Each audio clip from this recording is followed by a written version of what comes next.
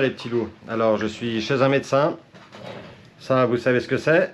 C'est le carnet de vaccination. Parce que regarde, je me suis fait bouffer le bout du doigt pendant que je dormais par un rat. il y a deux jours. Donc dans le doute, donc j'ai pas de problème physique, hein, j'ai pas de fièvre, je vais très bien, mais dans le doute, donc je viens contrôler avec un médecin. Donc j'ai pas de fièvre, j'ai strictement rien. Par contre, en apportant mon carnet de vaccin, j'ai vu que j'ai oublié de faire des rappels, donc elle va me faire 3 vaccins. Voilà, donc on va me faire le tétanos. Ok. Ok, just relax, hein? Oh, I'm relax. Attends, là, relax like this. Alright. Allez, vas-y. Vas-y, yes. Ok. Voilà, donc on fait le tétanos. Ok, tétanos. Donc le tétanos, c'est 5 years, hein, c'est 5 ans. Et j'étais presque à la fin, donc j'en refais un autre. Et en contrôlant mon carnet, ben, j'ai vu que je devais faire 2 rappels. Un en 2024 et un en 2025. Donc je l'ai fait. C'est pour la méningite et puis l'autre, je sais plus. Comme ça, je suis à jour. Ok, this is typhoid, hein? Ok, Allez, relax. vas-y, je relaxe. Ok. Later, I will give you the meningococcus. Ok. But it's also for meningococcus. Ok. Ok. Donc elle va me faire de l'autre côté. So 0.5 only. Ouais, je suis sadique, hein, je filme. Ok, relax. Je suis relax. Une petite caresse. Wow. Ah là, je le sens là. Là, j'ai senti le produit.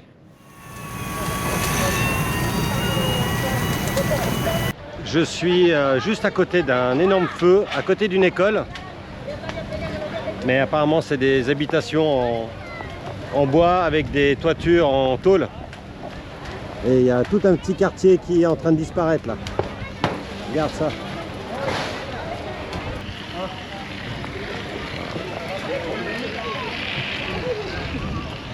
Bon, c'est bien, il commence à pleuvoir. Bon, il y a un pompier qui m'a dit que c'est des gamins qui jouaient avec le feu. Et voilà, voilà le résultat. Tout un quartier en bois détruit.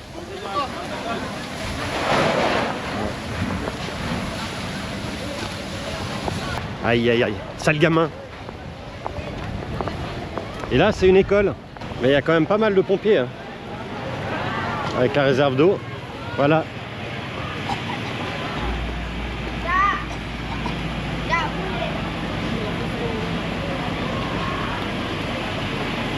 Bon, ce qui est bizarre, c'est qu'il n'y a qu'une grosse lance. Il y a celle-là plus celle qui est dans le village. Cet ensemble de petites baraques en bois représente entre 80 et 100 cabanes. Et il y aura à peu près 300 personnes. Donc ils sont 100 maisons maintenant. Et apparemment, ben, ça arrive une fois par an. L'année dernière, il y a eu un autre village, enfin un autre hameau à quelques centaines de mètres qui a cramé. Donc l'État va aider ces gens et ils vont dormir ici. Donc c'est un préau de l'école et ils vont fournir des tentes. Tout ça, c'est un prof qui me l'a dit. Ouais, malgré la pluie, hein, ça continue à flamber. Hein.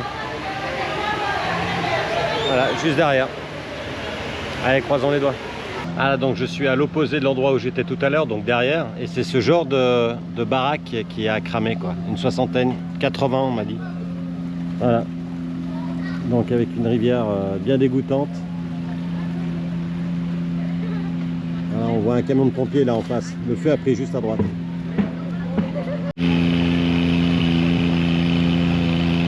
Salut tout le monde. Bon, on est avec Don. En attendant les joints, et ben, je vais réviser tous mes freins parce que les pistons ont tendance à se coincer. Donc on va les sortir. Je vais les passer à la feuille de verre très fine. Je crois que c'est du 2000 ou du 3000. Et on va nettoyer tout ça. Ça, c'est une bonne idée parce que j'avais vraiment des problèmes avec ces freins. On va retrouver la bonne solution. Et ensuite, on va travailler là. Donc on a déjà aspergé de dégrippant pour rendre un peu plus libre ici. Et je vais refaire des réglages. Donc là, on voit, hein, on a mis du dégrippant, on attend que ça travaille un peu. Donc je vais remettre à la même position qu'avant ici. Donc je vais revenir de 1 cm à l'intérieur. Et je vais ressortir ici de 1 cm et demi.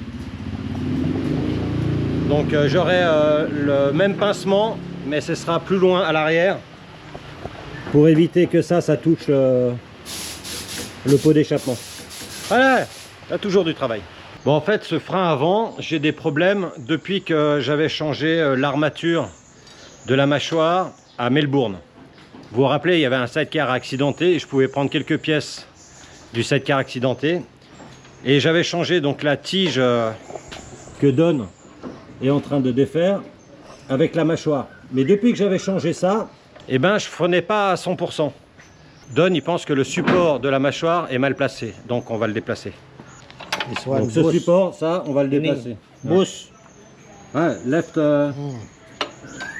Ouais, il pense qu'il y a un problème avec le support. Il est mal calé. Alors Don a peut-être trouvé le problème. Le système d'attache de la mâchoire, donc ça c'est l'axe de la roue. Et regardez l'axe, quand on le bouge, regarde. Voilà, il y a du jeu. Tu vois là, il y a du jeu. Donc maintenant on enlève. On enlève ces deux, c'est quoi, des entretoises. Voilà. Et ça, le métal, le métal, il a perdu du métal ici. Et à l'autre aussi. Et là aussi, cette pièce-là. Donc on va aller les faire usiner. Parce que le système, il bouge. Regarde, regarde. Voilà, ça bouge. Et ça devrait pas. D'après Don, ça devrait pas. Moi, je sais pas si ça bougeait avant ou pas. J'ai vraiment un blanc. Mais bon, on va refaire les pièces. Alors voilà, donc on a sorti les pistons. Là, je les sèche. Et je les passe au papier de verre, mais qui est très fin. Je crois que c'est du 2000 ou du 3000. Légèrement. Peut-être qu'il y a de la corrosion avec microscopique à cause du sel du Canada, de l'eau salée de la plage, enfin bref. Donc je les passe légèrement, a little. Je pense que ça doit être ça le problème. Les pistons qui bloquent. You pshit before? Pshit, to clean? No? With this? Maybe sand? No? No? You clean? Ok. Et ouais, c'est un travail d'équipe. Sebab itu kit, itu seal no change Pak. I no change because I don't have. You have seal? No. Because Ural don't have kit. They change all. I said, what? BMW, you have kit. But Ural said no. Ural don't want. Bon, on est sur la dernière mâchoire, celle du side. Voilà, on va remonter tout ça. On va refaire les liquides. Et ça devrait être bon. Alors il me dit que lui, dès qu'il sort des pistons d'une mâchoire, il change les joints. Et malheureusement, j'ai demandé à Ural si je pouvais avoir les kits. Donc normalement pour des mâchoires de frein, il existe des kits où tu as piston et les joints. Et chez Ural, il me dit non, nous on change toute la mâchoire.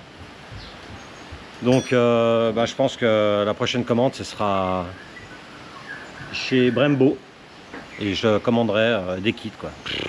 Voilà, on a trouvé un tourneur pour faire les pièces.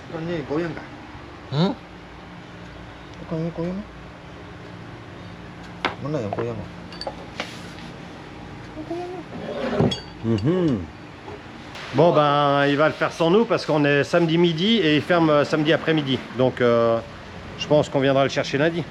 Dommage, j'aurais bien voulu filmer. Bon, une prochaine. Voilà. Avec les grosses machines. Alors voilà, on est le 28 février et on vient de recevoir, donc après 11 jours après la commande, on vient de recevoir le colis en espérant qu'il y a les joints. Voilà, chez Don. Donc on l'a reçu chez Hassan, mais je viens de l'amener chez Don. Ah yes. Oh yeah. Yes. Ini. The big one, yeah. Yeah, cover. Ok, good. Ouais, donc c'est bon, j'ai reçu les joints de culasse et les joints de cache-culbuteur. Ah, bonne nouvelle. Bon, on est samedi et puis il est occupé là à travailler sur une voiture chez lui. Donc il fait mécanicien aussi pour les voitures et les motos. Donc on a rendez-vous demain, dimanche à 8 h du matin. Bon, ça c'est bon. Alors à demain.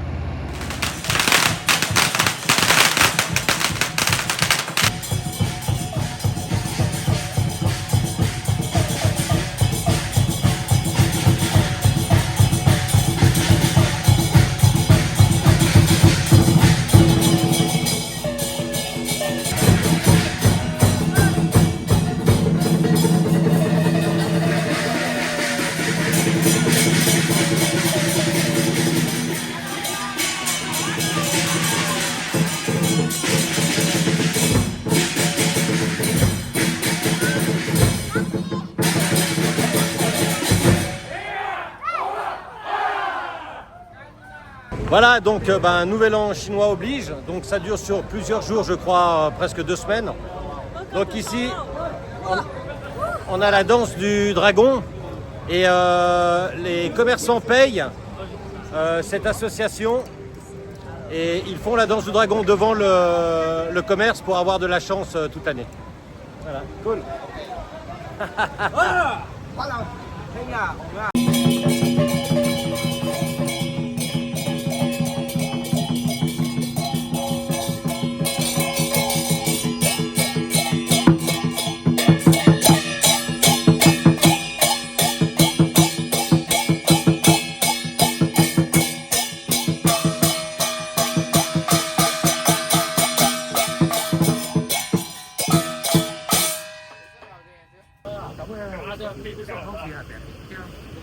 Alors ici à Taowu, la communauté chinoise est très importante.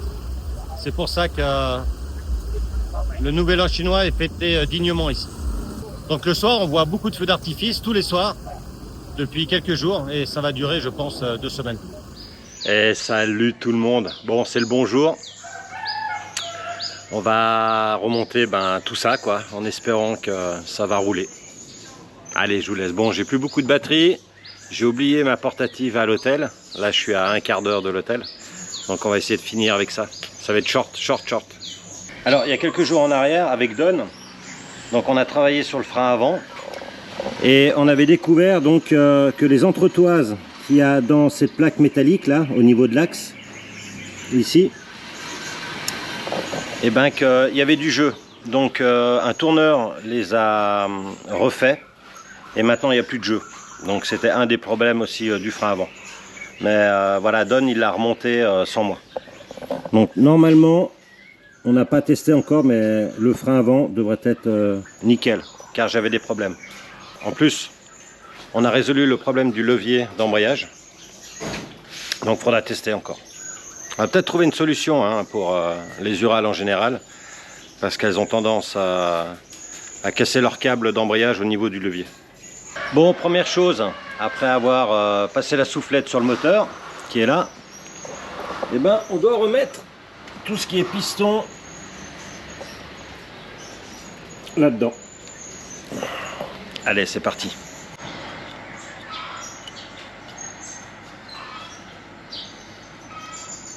Alors, tu vois la flèche qui monte là avec le EX, donc ça veut dire que il faut le mettre du côté de l'échappement, la flèche. Voilà. Donc il a un sens, côté échappement. Alors, on a mis de l'huile sur l'axe. Voilà, pour graisser le système.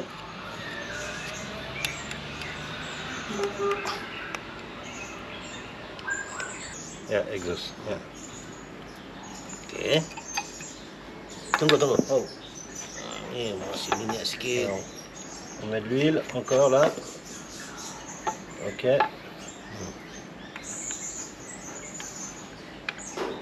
Ok.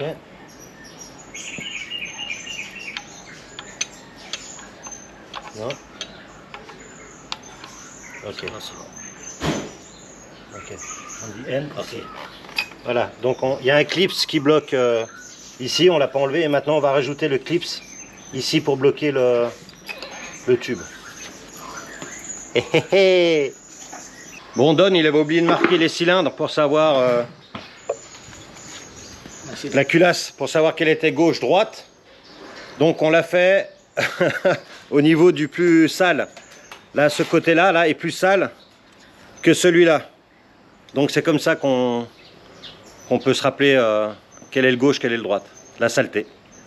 Voilà, donc maintenant on va installer les lifters. Les lifters en anglais, c'est la pièce qui va bouger grâce à l'arbre à cam et qui va taper sur la tige qui va pousser le culbuteur, si je ne me trompe pas. Donc cette partie-là touche l'arbre à cam et son opposé, voilà, et son opposé va taper sur la tige. On voit, c'est arrondi ici, hein, donc ça va taper sur la tige et on va les installer à leurs emplacements. On les graisse. Voilà. Left. Parce qu'en les enlevant, Don, il les avait marqués. Ils sont assurés par une vis.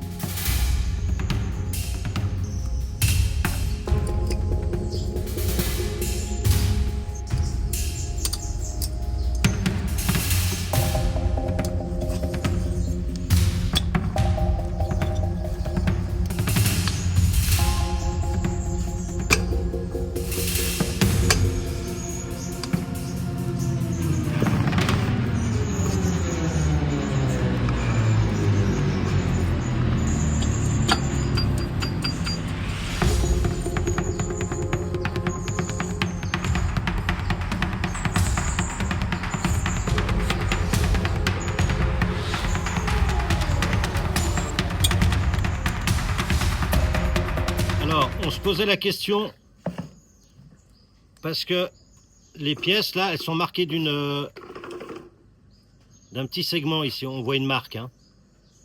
Donc la marque, à mon avis, elles vont en haut parce que la poussière qui ne peut pas être nettoyée dessous, quand on nettoie, eh ben, elle est présente. Donc on les a mis en haut. Alors regardez. C'est pas aligné. Celui-là, là, il est plus derrière par rapport à celui-là. Voilà, ce fameux joint. Yeah.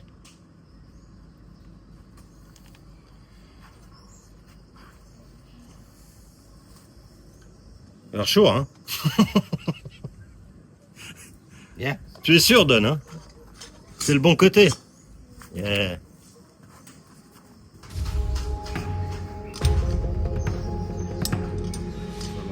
Yeah, white. Ok.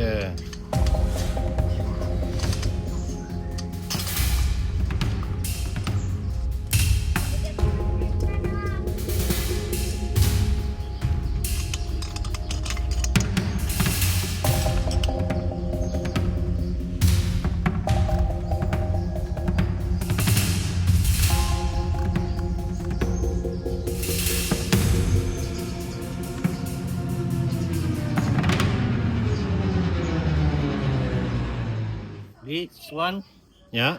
this one. Ah oui, là, il y a une encoche et elle se met là. Ah, ok. Good. Go.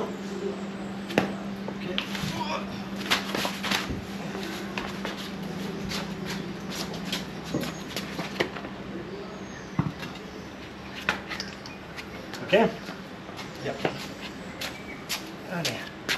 Viens, Robbie. Robbie.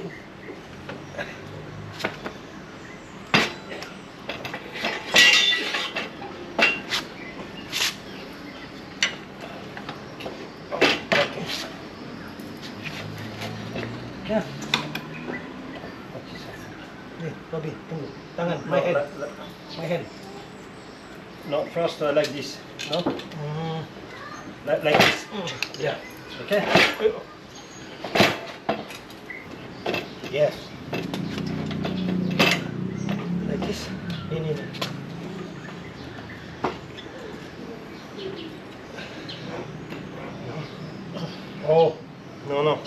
first. Bukan. Ah yes. Ya. Yeah. Oke. Bon, on va virer 17. l'alternateur.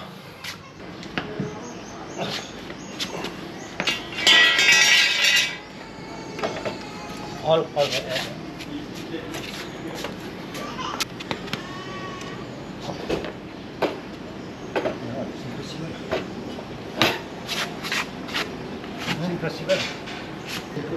Without battery.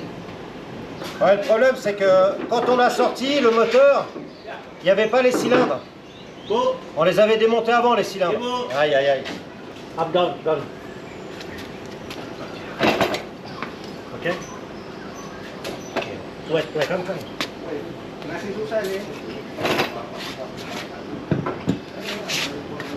Bon, pour pouvoir rentrer le moteur, on a viré la batterie. On a viré la batterie là. Et maintenant, ça c'est les points de fixation du moteur. On va mettre celui-là avant de fixer en bas. Avec ces deux barres là. Bon, on a fait une grosse bêtise. Enfin, une erreur dans le montage. Voilà. Donc on a monté le moteur, hein, avec les tiges en bas où il y a les cale-pieds. Enfin bref, on a même fixé le moteur en haut. Mais ce qu'on a oublié, c'est ça. Et ça, avec le moteur en place, ben on peut pas. On peut pas l'enfiler. Voilà, on peut pas l'enfiler ici. Il va dans le trou là, dans ce trou là. Et on peut pas. Donc on est obligé de redémonter le moteur. Ah, donne. Aïe aïe aïe aïe aïe. Aïe aïe aïe aïe aïe.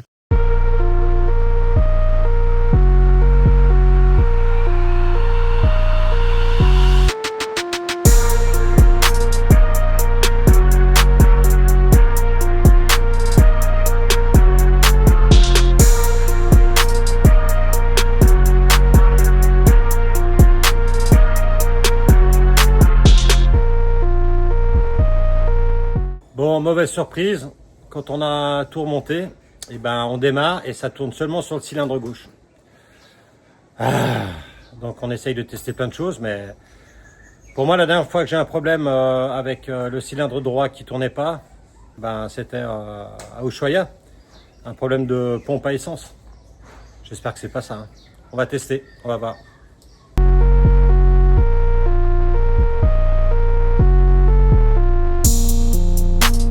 Voilà, donc j'ai récupéré ma caméra portative. Donc au lendemain de la mésaventure du remontage du moteur, donc j'ai pris ma pompe à essence pour aller la tester, pour savoir combien elle débite. Normalement elle est tarée à 3 bars, donc elle devrait fournir 3 bars. Si c'est moins, c'est qu'elle merde. Parce que mettre l'ancienne qui fonctionne, mais l'ancienne n'est pas équipée d'un filtre à essence. Donc on va les tester. Bon, je vous avoue, je suis un peu perdu là parce que le problème il vient pas seulement de la pompe à essence, il y a un autre problème, je sais pas quoi. Et me voilà parti dans un jeu de chaises musicales où certains commerçants me disent non, à Tawaou il n'y a pas d'endroit pour contrôler la puissance de votre pompe à essence. Et puis d'autres disent oui, là-bas le prochain garage. Puis arrivé au prochain garage, non, on fait pas. Allez, courage. Bon, après 4 garages ou magasins de matériel accessoires pour véhicules, finalement Don il m'envoie à un endroit qui se trouve à 45 km d'ici. Alors je vais essayer de m'y rendre. Parce que Don aujourd'hui il n'est pas disponible avant 2 h de l'après-midi. Donc je vais quand même solutionner ce peut-être problème de pompe à essence. On verra. Bon, j'ai fait l'aller-retour à ce soi-disant garage à 45 km d'ici. En fait, je me suis retrouvé au milieu des palmiers, il n'y avait rien. C'est la localisation Google Maps qui était mauvaise. Parce que le garage, c'est celui-là. En fait, on me renvoie au premier garage quand je suis arrivé à Tawaou que je cherchais. Et on me refait le même coup, on m'envoie à tous les garages. Et tous me disent qu'ils peuvent pas. Bon là j'ai une nouvelle adresse, j'y vais et devinez quoi? C'est juste derrière mon hôtel. Ah putain, j'adore la Malaisie. Bon, je laisse tomber l'idée. J'ai fait tous les garages. Et personne ne peut me tester cette pompe. Et j'ai même tenté de trouver la pompe même, donc la pièce métallique qui est dedans, non pas l'entourage plastique, et ils en ont pas. Donc heureusement que j'ai la pompe de fortune qu'on avait fabriquée à Ushuaia, mais je peux pas réparer ici celle-là, si elle déconne, car j'arrive même pas à la tester. Donc je laisse tomber l'idée, et puis là il est bientôt 2 h d'après-midi, et je vais rejoindre Don pour qu'on se casse la tête pour trouver le problème au niveau moteur. Allez, à tout à l'heure. On doit procéder par ordre. Donc, qu'est-ce qui s'est passé avec cette machine depuis que je suis arrivé à Tawaou? Donc, on a sorti le moteur, parce que j'avais le roulement du vilebrequin qui était naze. On a changé le roulement de vilebrequin. On a changé les axes des culbuteurs. Ensuite, qu'est-ce qui s'est passé? Quand on l'a remonté, j'ai court-circuité la batterie. Enfin, en tournant avec le tournevis, j'ai touché du fer en même temps. Donc ça a fait un clac. Donc j'ai dû redéconnecter la batterie et la reconnecter. Et puis on a la fourchette d'embrayage qui est beaucoup trop en arrière. La fourchette d'embrayage, c'est ça. Donc il y a le câble d'embrayage qui va dessus et quand on tire dessus, ça débraye.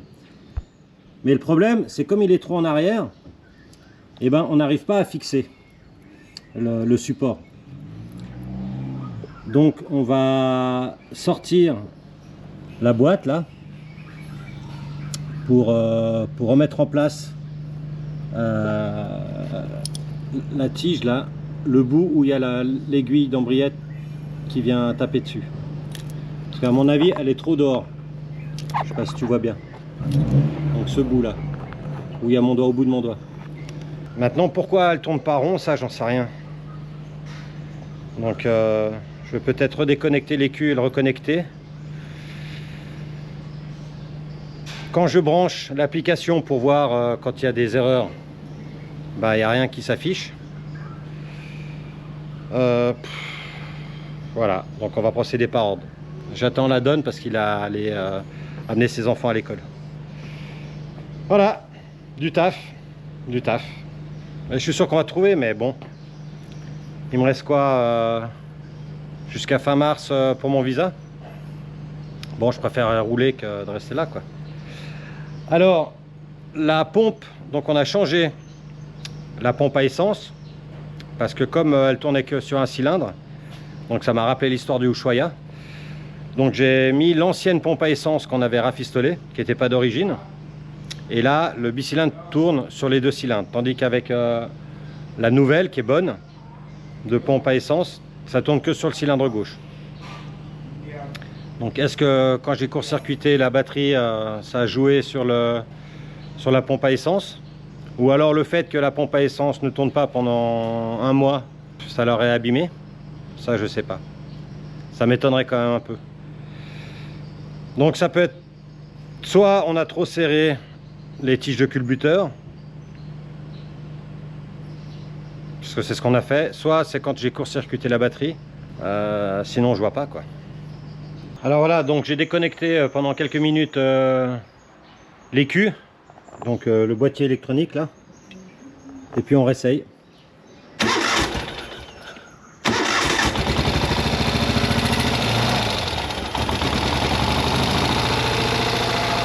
Ouais, ça tourne pas rond, hein.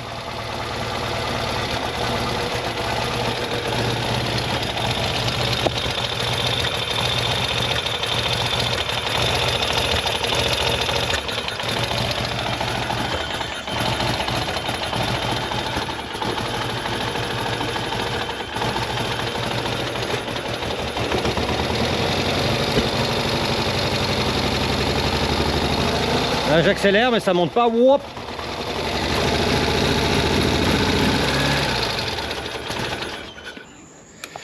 Ouais. Rien n'est facile. Bon, on a ressorti le moteur. Hein, il est heureux. Don. Happy Don. Alors voilà le problème. C'est ça. Il est trop en arrière. Donc la tige, elle est à l'intérieur de la pièce qui vient se caler sur les disques. Et la tige, bah, quand on l'enfonce, elle tombe. Et elle n'est pas calée au centre dans son emplacement. Donc on a dû sortir pour pouvoir la remettre en place. Parce que vous voyez là, normalement ça doit être beaucoup plus enfoncé. On ne doit pas avoir le joint. Et ça doit être droit. Comme ça. Donc cette différence, ben, c'est un problème. Donc on va ouvrir et puis on va remettre ça comme il faut. Bon, c'est pas le problème du bruit moteur, mais c'est déjà un problème de résolu. Alors voilà, la tige là, qui a le bout carré, doit aller au fond là, dans son emplacement. Bon, je sais pas si vous voyez, au bout, il y a son emplacement. Et apparemment, elle y va pas, mais on l'a pas démonté, c'est ça qui est incroyable. Pendant qu'on a sorti le moteur, on n'a jamais touché à la boîte de vitesse. Bon, finalement, on a réussi. Donc on va pas vous le refaire parce que ça fait un moment qu'on y passe. La tige, on a sorti la tige, on l'a mis directement entre les disques. Et après, on a mis la boîte par-dessus la tige. Voilà, c'était tout con. On pense qu'en mettant le moteur, on a dû bouger trop fort et ça c'est sorti. Et la tige, elle est sortie de son emplacement. Quand on a voulu le moteur à l'intérieur. Bon, maintenant, au niveau de notre problème du ronronnement du moteur qui n'est pas celui que j'ai l'habitude d'entendre, Don va démonter l'avant pour regarder le timing des pignons. Mais comme on les avait mis sur les bonnes marques, je vois pas ce qu'il peut regarder de plus, mais il va quand même regarder. Donc on va démonter là. Donc il y a de l'huile dans le moteur, mais comme l'huile est tout au fond, ça va jouer. Et cette fois, on a assuré l'aiguille avec ces câbles en plastique pour éviter que ça se recule trop et qu'on se retrouve embêté. Ok, donc bah, on en a profité pour refaire le jeu aux soupapes et contrôler le timing. Apparemment c'est bon, donc c'est tout pour aujourd'hui parce qu'il doit aller chercher ses gamins à l'école et on remet ça demain, on va remonter.